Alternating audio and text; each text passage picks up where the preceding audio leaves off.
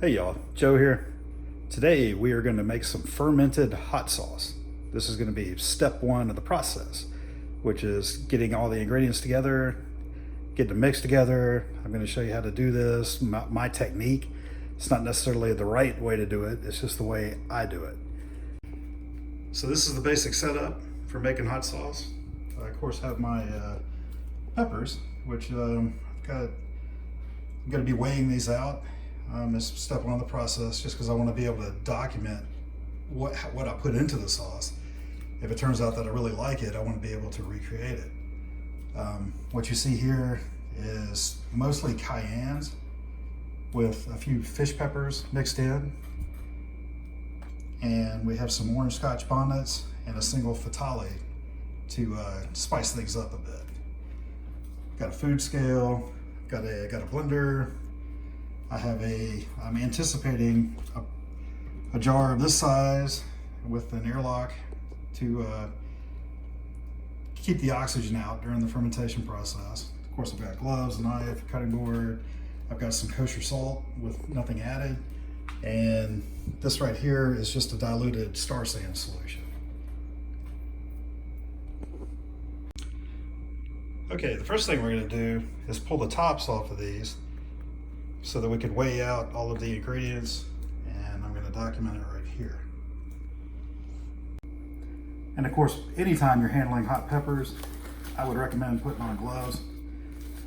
Otherwise, you're bound to forget and rub your eyes or possibly use the restroom, and you're gonna have an interesting day. All right, so the first thing we do is I'm pulling the tops off of these, just so that prior to weighing them, so that I can get the ingredient list.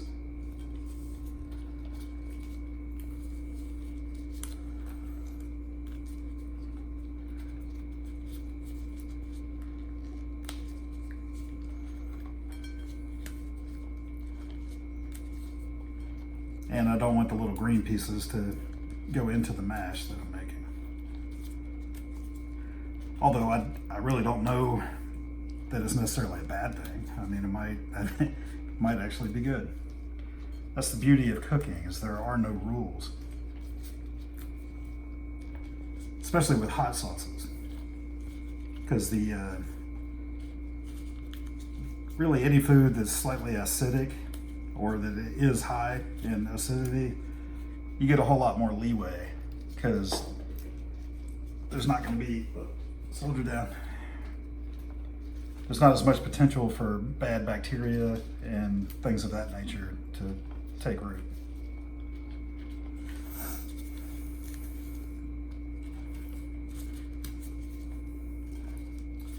All right, these are my cayenne peppers. These are from my patio garden. These have all been harvested this week.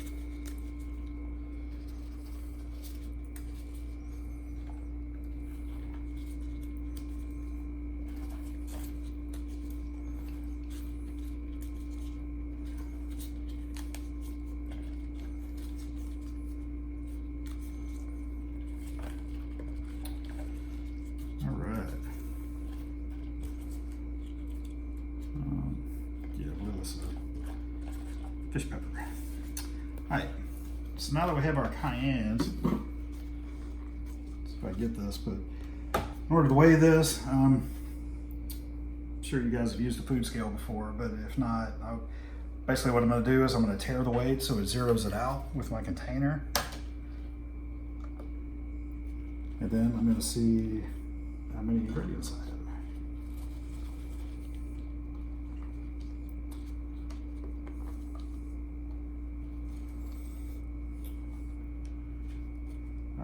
So this looks like 158 grams. Are you able to get the... So that's 158 grams of cayenne.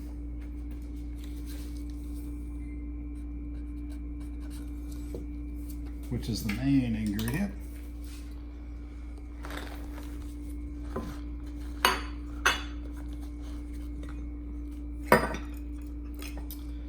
Now for the fish peppers.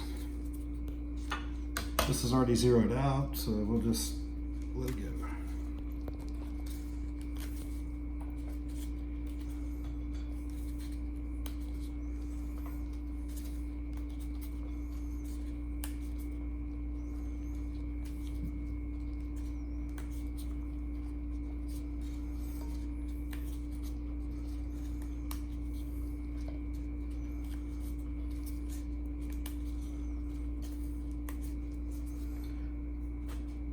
Okay, it looks like 66 grams of the fish peppers.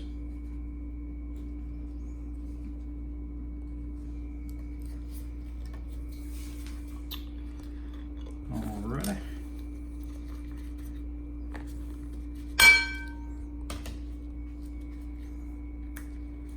And typically I would stick with the same color for a sauce, but you know, I've got these 4 odd peppers. I've got these 3 orange Scotch bonnets. Didn't really want to just freeze 3.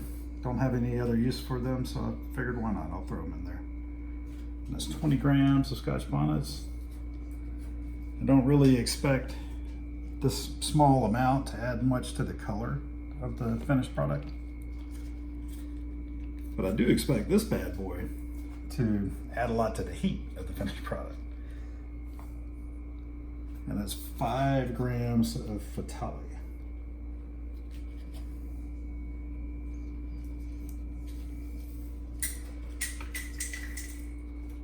All right, so for the hot sauce, we got 158 grams cayenne, 66 fish, 20 grams orange Scotch bonnet, and 5 grams of the Fatalis. Okay, so what we're going to be doing is we're going to be mashing all this up. I'm going to put it in my blender and I'm going to process it as small as possible. But I'm also going to add 2.5% by weight in salt.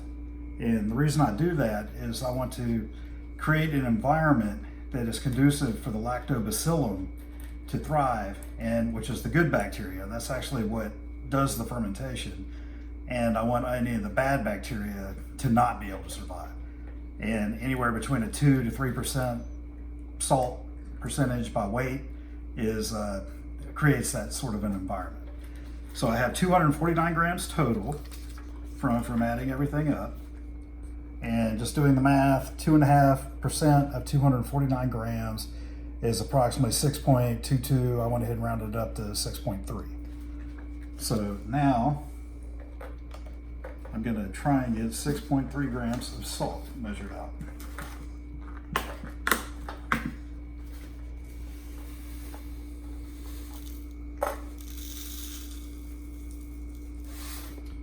And I overshot it. There's really not much salt at all. So that's 7.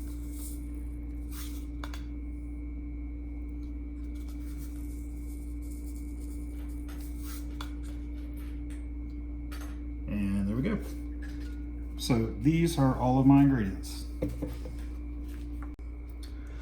Okay, so before I put this in the blender and start mixing it up, I'm going to give it a slight rinse with my diluted star sand solution. For those of you that are home brewers, I'm sure you're well aware of star sand. It is a no rinse cleaning solution. It is perfectly safe to ingest it. I mean, it's not like it's some sort of poison or something, but I always spray everything down real good prior to actually getting it in contact with my food, because part of the fermentation process, it's going to sit there for several weeks. Really, there's no rule of thumb. I mean, you can ferment these peppers for months if you want to. Just the longer you ferment them, the more of that fermented tang is going to come out. But also, the longer that you're fermenting it, the more chance you may have for something else like mold or yeast or something like that to take hold as well. So always try to be as clean as possible, as sterile as possible. And so far I've had nothing but good results. Okay, so now it is time to start blending. Turn the blender on and we'll just add some peppers. Being that this is kind of a small batch, I could probably just do it all at one time.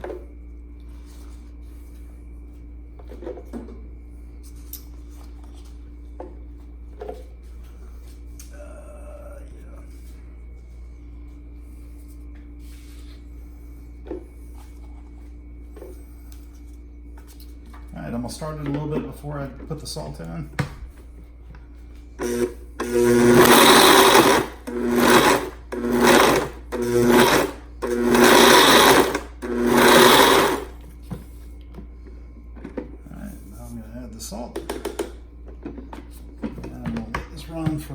a little while.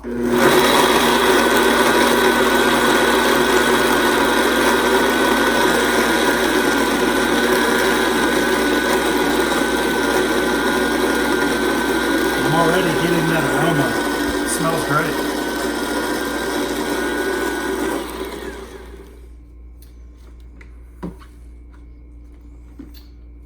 Okay. Wow, it smells. So yeah, be careful when you're taking the lid off whenever you're working with peppers. Of course, these aren't as bad, but if I was doing some super hots, it can get toxic quick. All right, let's run this some more.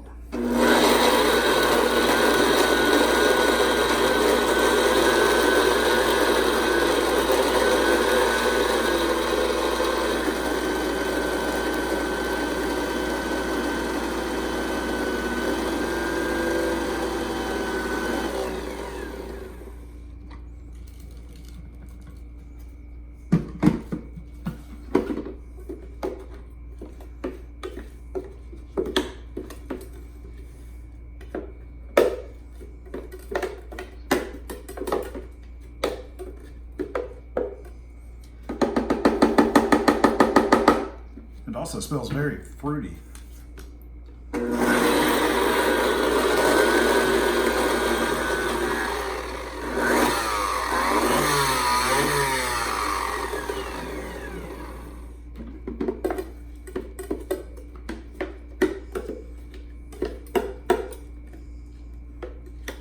Oh yeah.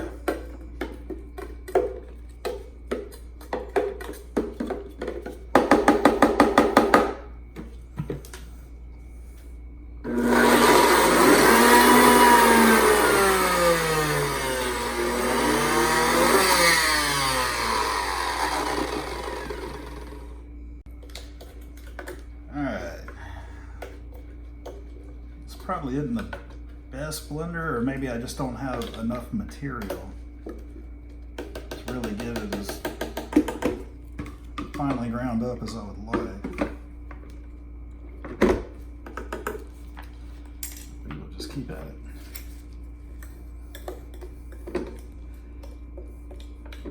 So ultimately, after this ferments, I'm going to put the exact same volume of distilled vinegar with the end product. So what I end up with will be twice this.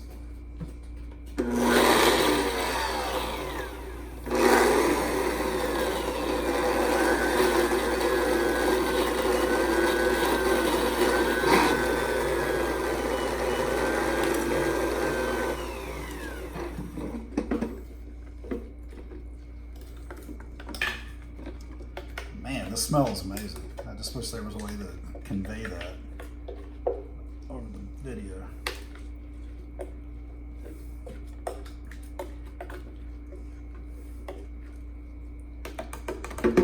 All right, give it one more time.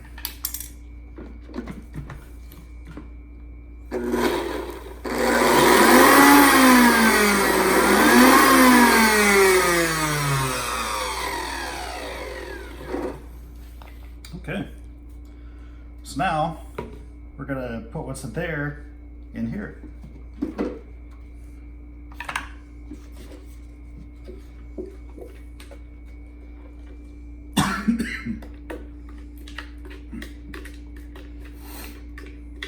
Wonderful. And let's see if I can do this without making a mess.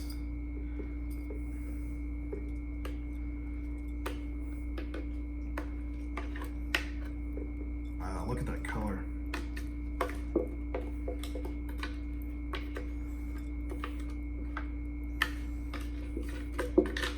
So ideally I would have more than this to do a mash, or I would use maybe a smaller jar, but just having to work with what's available. You know, this was the first harvest of the season and I didn't really want to freeze these peppers, so that's why I went ahead and decided to process them.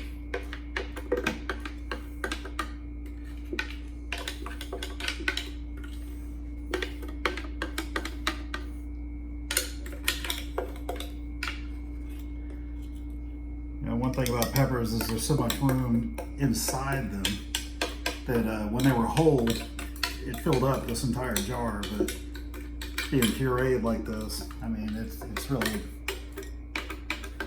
barely enough. I shouldn't be using a jar this size. So if you're doing this at home and you have this little bit of peppers, I'd probably get a smaller jar to do this with. But we'll see how it goes.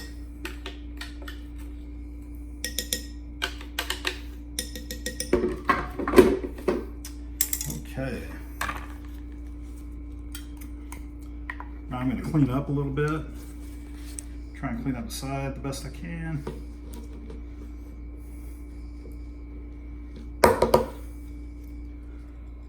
And wow, that looks good.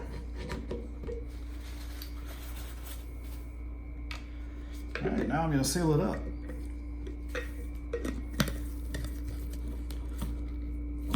So during the process, when this starts fermenting, the fermentation process lets off carbon dioxide and will eventually push all the oxygen out of this container. So I'm not real worried about that. That's what this bubbler is for, is to allow air to escape, but not allow any air in. And what I do is I fill it up with some of this diluted star sand solution. I should have done that over here.